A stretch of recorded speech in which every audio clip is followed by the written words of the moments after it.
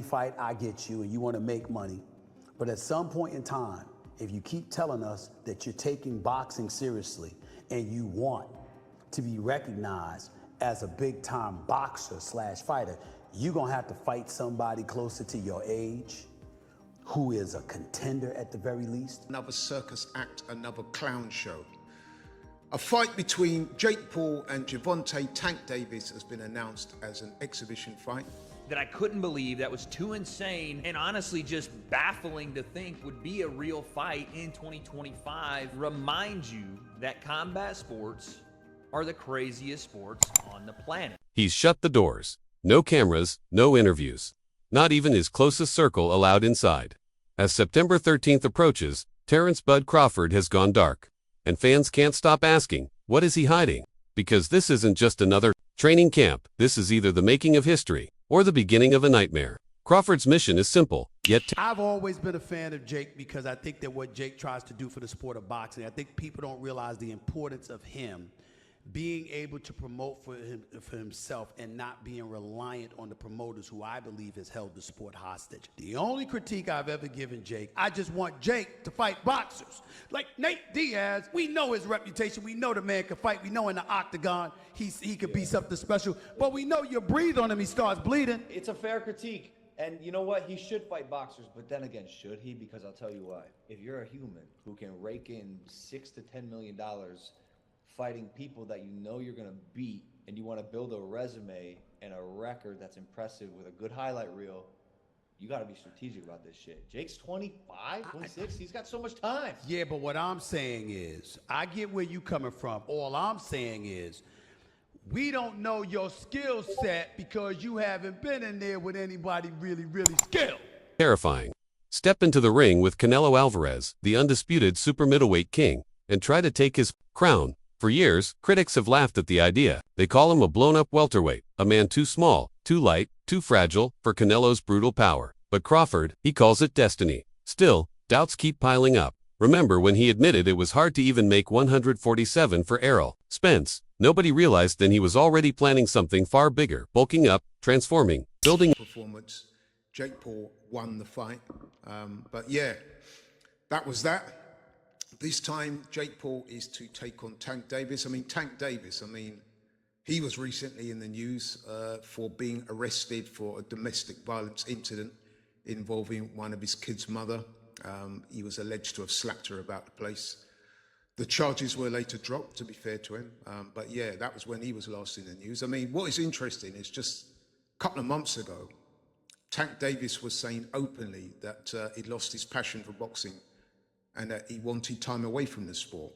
There was speculation that he might even retire as he was experiencing extreme mental fatigue from boxing, depression, and there were mental health concerns over him.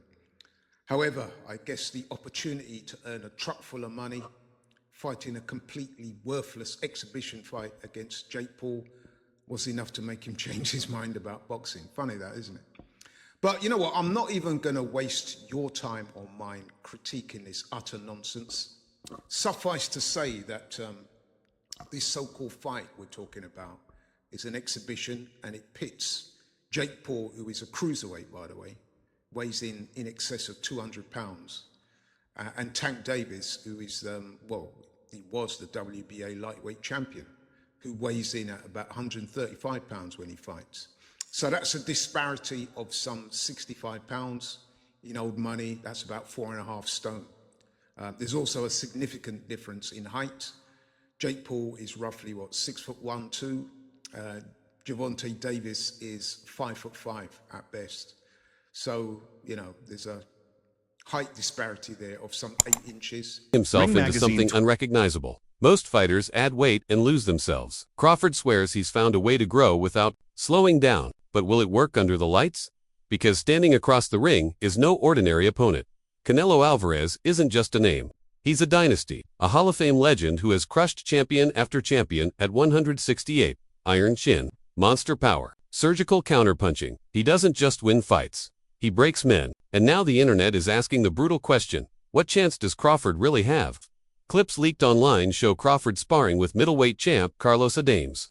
Fans said Adames was having his way with Bud, pushing him back, landing bombs. The memes came But again, if it makes dollars, it makes sense. And we've seen that Jake will kind of bounce in between doing these entertainment fights and then, trying to push toward his goal of ingraining himself in the sport of boxing, and kind of does both of them. So it's kind of a weird place to be, because he wants the respect of the boxing fans and the boxing hierarchy and hardcore boxing people, but at the same time, he'll gain some of that and then lose some of it. It's like a seesaw of his fights. Like one fight, we're like, okay, that's a real fight, or that's a real, and he'll win the fight. Julio Cesar Chavez, real fighter, maybe past his prime, whatever, but Jake goes and wins that fight pretty easily, and then gets a lot of respect, gets a lot of the boxing hardcore love. And you have these talks about him, Anthony Joshua, and that was going to get even more respect. More people were like, that's fucking crazy.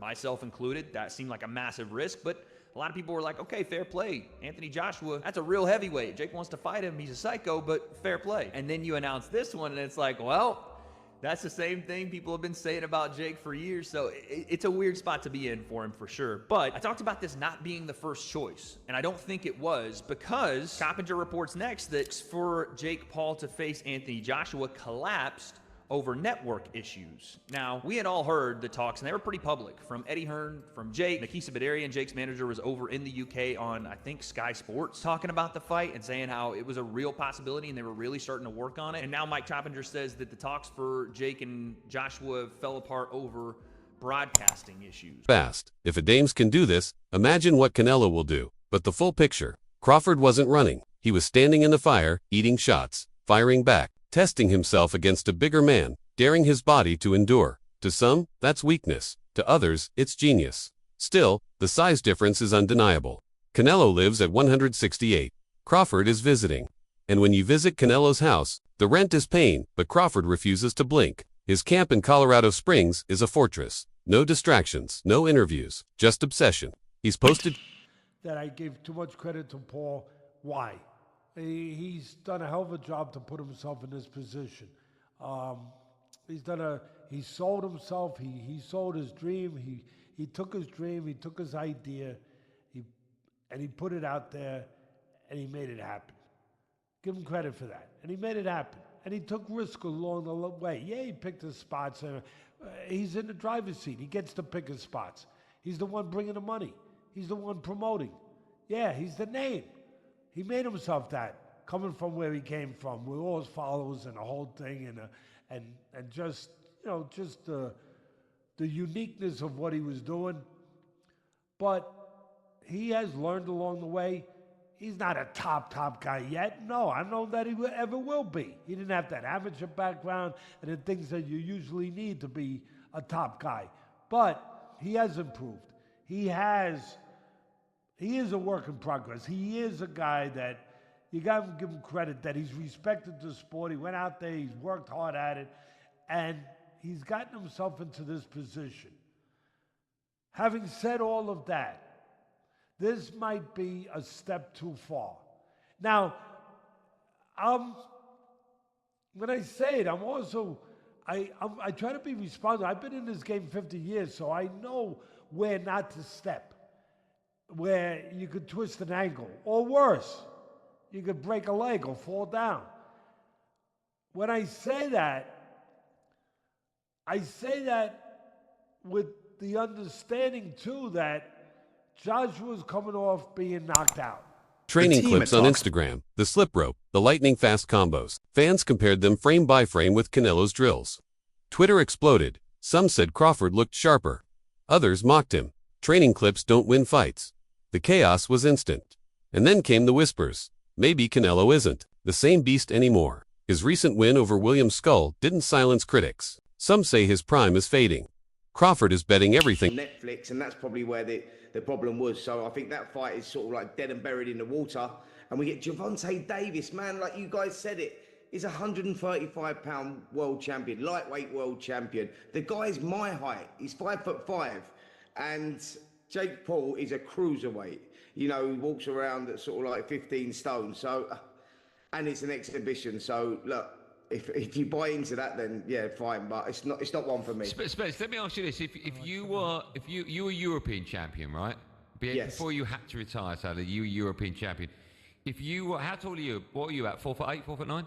5'5". 5'5", okay. If you were in your pomp at European champion and you were 5'5", and you were fighting Jake Paul, would you fancy your chances? Absolutely. I think, yeah, definitely. I think I fancy my chances. I think Gervonta Davis actually beats him as well. He's one of the pound-for-pound best fighters in the world at lightweight. But it's a bit of a weird one, isn't it? It's like you got a guy of 5'5" boxing a guy of 6 foot plus.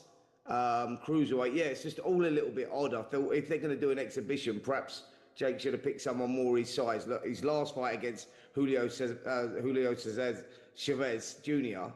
Was at cruiserweight. Chavez Jr. was a former world champion at middleweight himself, and that sort of made sense. And it was a good win for Jake Paul. You know, he come out there and he beats an ex-world champion. He gets a little bit of credibility, and you go, right, now you're heading in the right direction. On that theory. For Crawford, this isn't just about belts. It's about legacy. Winning makes him undisputed in a third weight class, something almost no fighter in history has done. But to claim it, he has to do what nobody has managed before: outthink and outfight Canelo Alvarez. Boxing legends are split down the middle. Andre Ward says he can't bet against Crawford's genius. Antonio Tarver believes Bud's ring IQ will dismantle Canelo. But Regis Prograis warns, don't be fooled. Size matters. And when Canelo lands, we'll see if Crawford's body can take it. Even Roy Jones Jr. weighed in, saying Crawford has 6 ways to win while Canelo only has 1. But Abel Sanchez scoffed. He says Crawford rushed this weight jump, bulking too fast, sacrificing the very speed that made him special. And Andy Ruiz, he refused to pick a side. He just called it the fight of the decade. Because this isn't just 2 men. This is 2 legacies colliding. Crawford, the smaller man, chasing immortality. Canelo, the king, defending his empire. On September 13th, the world stops. The excuses vanish. The memes go quiet. And 2 men will decide history under the lights. Because either Crawford shocks the world and rewrites boxing forever, or Canelo proves, once again, that kings don't fall easy. But here's the question nobody can answer yet. When the bell finally rings, are we about to witness the rise of a new legend? Or the tragic end of a dream that never should have been chased? Woodley, twice. Big numbers. Jake Paul fought against Tommy Fury. Big numbers. Jake Paul, who I believe, and I have told you guys this time and time again, he's much better than people give him credit for. 1, Jake Paul is not an amateur fighter, like some try to say. Jake Paul has money, so Jake Paul is getting trained by the best boxing coaches that money can buy. He's full-time boxing. There are a lot of people that say he may do some other stuff. I don't know who he was going to fight that was saying that he was juiced up and he was ignoring him. Or was it Logan Paul? One of them. But at the end of the day, this kid's training to be the best fighter in the world, or the best as he can be, and he understands what losing would do to the perception of who he is in fighting. We were yelling so much about him fighting someone. Fight somebody your size. Fight somebody, a real boxer. Stop fighting MMA guys. There were so many things that people were mad about in regards to his level of competition and the people he was competing against. Well, today we learned that Jake Paul has his next opponent. His next opponent is by far the most credentialed guy actively